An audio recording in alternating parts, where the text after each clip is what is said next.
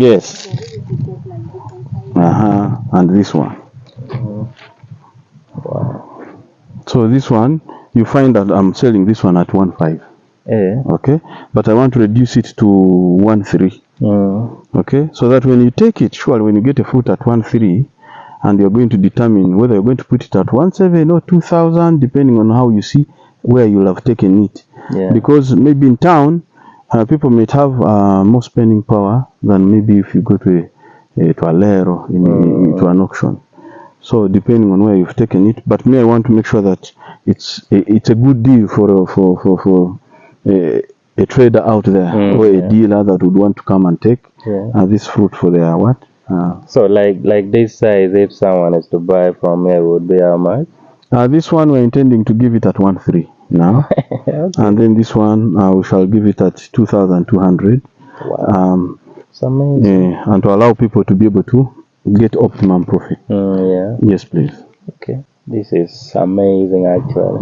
Yeah, so you can imagine if you have 200 pineapples and you're just selling them, just getting 500 shillings from each, and you are in a place that you can sell 200 pineapple in a day, you end up just making a profit of 100,000. You know, so if you subtract a little bit of fuel and a little bit of feeding, at least you remain with either 60 clean money. So if you're a trader and you can do it every day, provided the fruit is there, you'll find yourself really looking at it as a viable option to go for. And as you pick interest, you can even decide now to even grow the fruit and not necessarily come and buy always, because why we did this kind of acreage is to encourage uptake of the seedlings and be able to propagate this crop. One reason why I didn't talk a lot about this crop initially, it's because it's a new try around, and I went to great lengths to study about it, understand the soils and what would actually work well here. And so I knew that people here would want to first look at the product before they can get convinced. First of all, they come and look at how healthy the crop is in the ground, and then they look at the fruit, the quality. Those who want to taste, we cut it and they taste. And then they compare with the other pineapples they have been eating, and then they'll realize that they have been missing out on earning quite healthily on such a crop. Yes, please. Okay. Wow, I like this. Yes, please. I'm just so excited today, right? You should be able to plant. You should be able to plan and to plant. And I'm telling people that, okay, for me, normally I start from a minimum of an acre of seedlings if I'm to support. Because it takes a lot of time and trouble to pick it and be able to organize it well.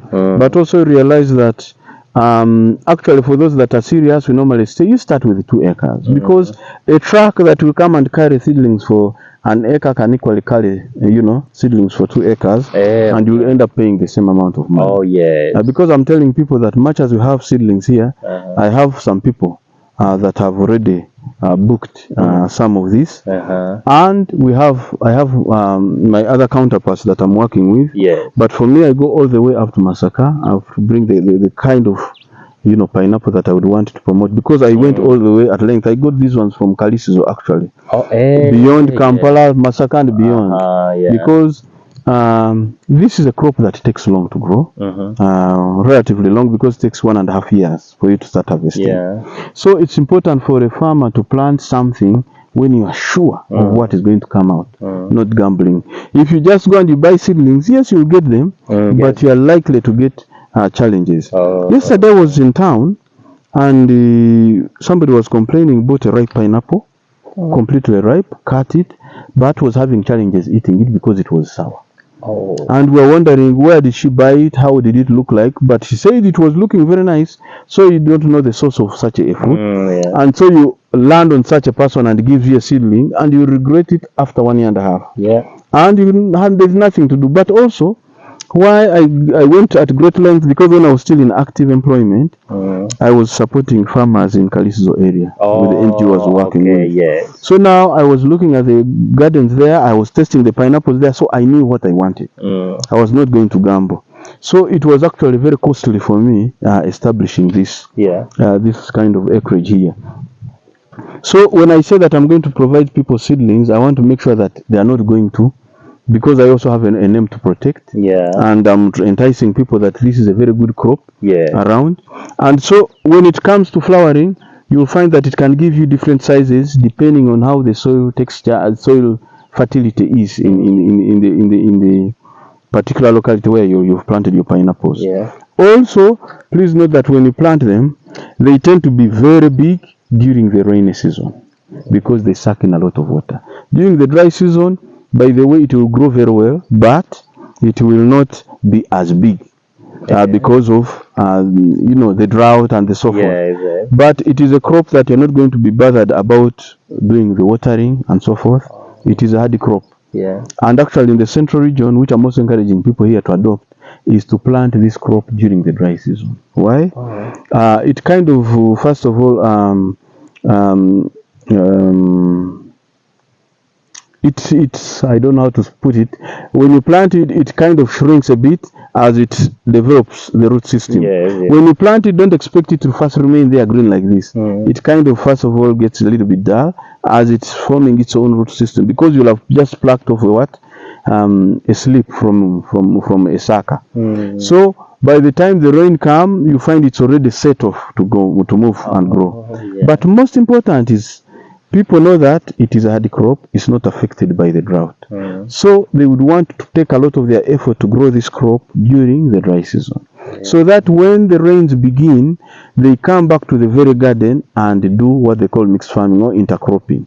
This time they come for the maize and beans in that very particular garden, because maize and beans are, they have limited time, let's say a window period of 1 month from which to plant when the rains have begun. That's why when you take a month and a half and you have not planted rains in the rainy season, they say, you're too late. You wait for the second season. So in Uganda, you find that they are having the practice of planting during the dry season, and then when the rains begin, they now come in and do these 3-month crops into that very garden. So by looking after the maize or beans in a particular garden, you're actually also weeding. And I normally encourage people, as you have seen, when you're weeding, you just you put the mold, you keep on collecting the soils but putting it along the lines of the pineapple. That's why you see they are kind of, but initially it was just a flat garden. But you keep on digging. Whenever you're weeding, just add soils along the pineapples as you move on, because as you can see, it can be a very big fruit. And if it is very big, you want it to make sure that it is well anchored with the root system. Otherwise, if the wind is so strong, it can either break it or you find the whole thing is falling off.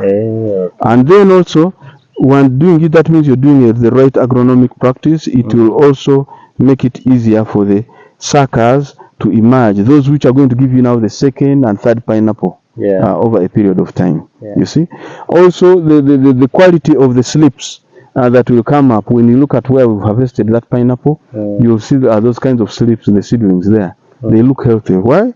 Because they are getting enough water. And why do you see this thing this pineapple is quite interesting is there is a way it knows how to collect its own water when it has rained. As you can see, there is some water collected there. So does this water help also? Yes, because now eventually that water slips through into the root system. So you find it has stopped raining after a week, but you see some water there. By the time it's well done, time has already passed, and the crop remains healthy. So I think it has its own natural way of preserving water for itself. And then, so once it has started flowering, it will give you various sizes depending on how you look after the garden. Very important, pineapples don't like weeds, especially when they're still very young. They will tend to suffocate it. So once you weed and you remove the unwanted growth underneath it, it will grow really quite well, and you'll be able to get a superior fruit. Yes, please. Wow.